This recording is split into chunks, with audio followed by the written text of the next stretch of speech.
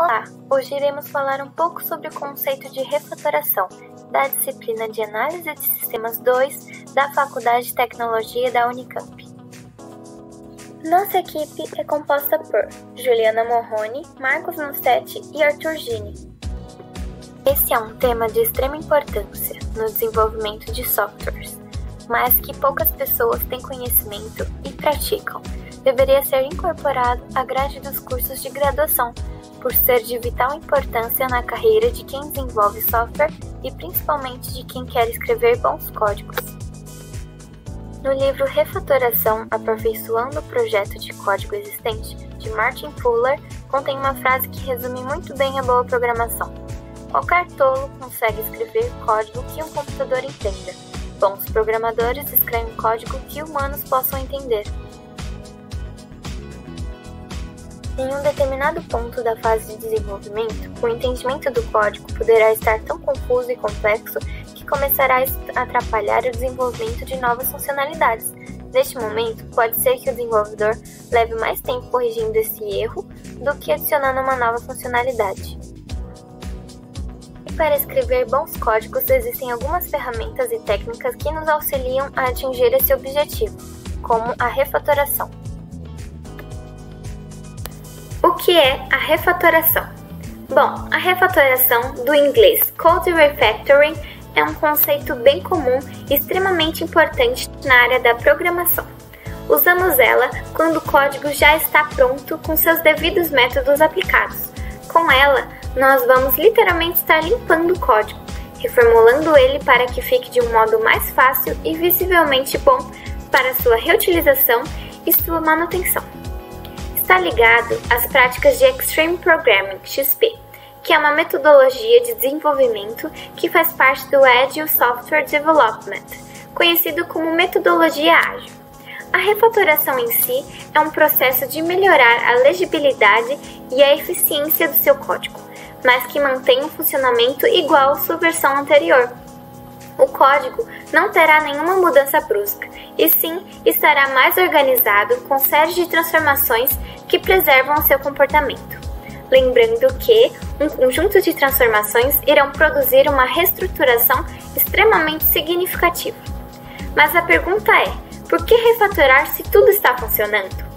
A refatoração é importante ser utilizada bem no início, pois problemas, possíveis erros, podem se tornar algo catastrófico no futuro e terá um maior custo para seu ajuste.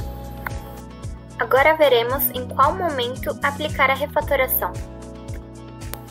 Quais problemas a refatoração resolve e em quais condições? Na programação, devemos tomar cuidado para que o código não se degrade e não traga desorganizações.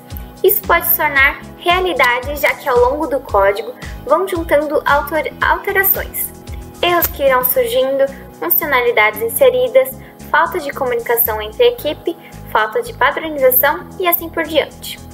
Alguns dos problemas que a refatoração pode resolver que podemos identificar aqui são trechos de códigos duplicados, funções muito longas e pouco reutilizáveis, nomenclaturas sem padronização, métodos de subclasses que fazem a mesma coisa, classes muito extensas, má indentação, códigos difíceis de entender e muito mais. Mais pra frente a gente vai comentar aqui quais são suas vantagens e desvantagens. Bom, é importante falar também o quanto é fundamental que o sistema possua testes automatizados para fazer a refatoração, para assim garantir que tudo continue funcionando. Agora eu vou falar um pouco sobre os motivos a qual a refatoração é obrigatória. Ao adicionar uma nova funcionalidade, o código tem que ser refatorado. Ao corrigir um erro, o código também deve ser refatorado.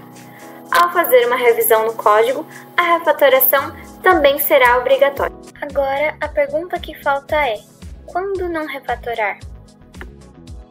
São poucos os casos onde se não deve refatorar. São eles: quando o código está muito confuso e a melhor opção seria criá-lo do zero, ou então quando o código está cheio de falhas e ao tentar consertar essas falhas, pode-se gerar ainda mais problemas. A melhor solução neste caso é fazer novamente e bem feito. Como é o processo de refatoração e quais são suas vantagens e desvantagens? Após identificar uma possível melhoria no código devido à inconsistência ou algum trecho do código que possa ser reestruturado, se pensa como fazer isso sem que afete o funcionamento do programa. As possíveis mudanças descritas no livro Refactoring, dos autores Martin Fowler e Kent Beck, são extrair método, mover atributo, extrair classe, encapsular atributo, renomear método, subir atributo, descer método, descer atributo, extrair subclasse e extrair superclasse. O programador verifica qual a melhoria a ser aplicada, como por exemplo, digamos que tenhamos um programa feito para o gerenciamento de estoque e vendas de uma sorveteria, onde nós temos a classe down. Essa classe serve para conter tipos de métodos a serem utilizados por outras classes, que irão encapsular o acesso ao data source. O programador escolhe criar uma classe desse tipo para que ele possa reutilizar esses métodos no futuro, usando de polimorfismo, para diferenciar métodos entre classes. Isso aplica os conceitos de Encapsulament Field, Extract Subclass, Extract Method e Extract Class. Como no exemplo inserir. Tudo se encaixa numa refatoração feita pelo programador, onde ele detectou que poderia reaproveitar de diversas formas os métodos criados dentro de suas classes, ao invés de perder linhas de código escrevendo os métodos novamente.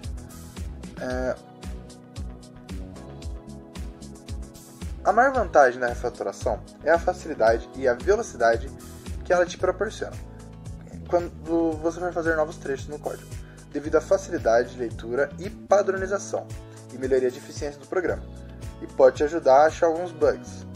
Porém, você deve tomar cuidado para refatorar um programa, pois em algumas situações você irá precisar mudar algum método que está sendo usado em muitos lugares. Porém, ele não se encaixa perfeitamente em uma única situação. E isso pode acarretar em alguns bugs e outros problemas em alguns locais do programa. Então deve-se verificar se a refatoração é ou não necessária. No geral, é uma técnica que não tem muitas desvantagens, tendo apenas algumas problemáticas, como usar outros bancos de dados, porque a maioria das aplicações comerciais são altamente acopladas ao esquema de banco de dados que a suportam. Esse é um dos motivos pelo qual bancos de dados são muito difíceis de se modificar. O outro motivo é a migração de dados, onde alterar o esquema do banco de dados lhe força a migrar esses dados, o que pode ser uma tarefa meio pesada. Os problemas relacionados à alteração de interface também existem, porque você tem que usar uma interface nova sem descartar a antiga. Isso pode causar uma duplicação do código, pode ser um grande problema no meio da programação também. E as linguagens não orientadas a objeto também são um problema muito grande para refatorar, já que elas tomam um tempo muito grande para reestruturação e acabam levando a um caminho muito complexo. Relação da refatoração entre padrões e antipadrões. Após identificar diversos problemas no desenvolvimento de software e a fim de uma melhor identificação a fim de diminuí-los, Andrew Koenig, em 1995, cunhou seu livro Anti-Patterns, os antipadrões de projeto, identificando e determinando diversos problemas que ocorriam durante o desenvolvimento. O autor disserta sobre diversos antipadrões. Alguns deles são antipadrões organizacionais, gerência de projeto, análise de projeto, antipadrões gerais de design, antipadrões de programação e metodológicos. No geral, o autor define 7 pecados que são bem comuns durante a produção de um projeto.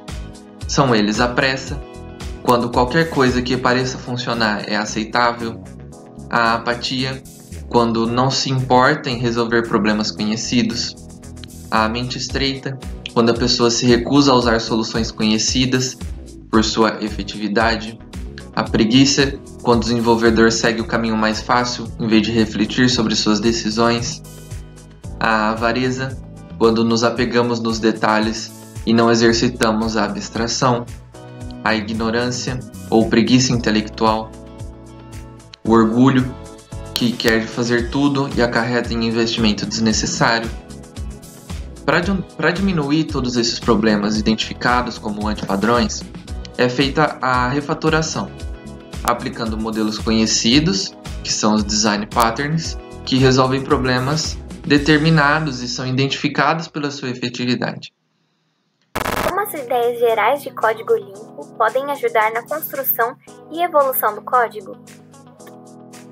A fim de ter uma melhor qualidade de um software, também é aplicável o Clean Code, que são técnicas para o desenvolvimento de software que se encaixam bem no desenvolvimento ágil de software. Um dos principais gargalos no desenvolvimento é a manutenção.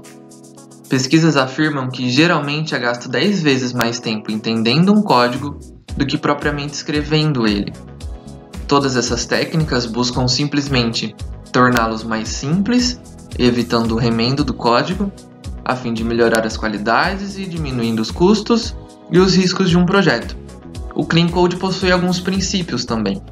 Alguns deles são: os nomes são importantes, métodos e funções como verbos, classes e objetos como substantivos. Você é autor do código, você é responsável por deixar ele funcionando. O tratamento de erros, os testes devem seguir o FIRST, que são testes rápidos, independentes, repetíveis, autoavalidação e a pontualidade. Todos esses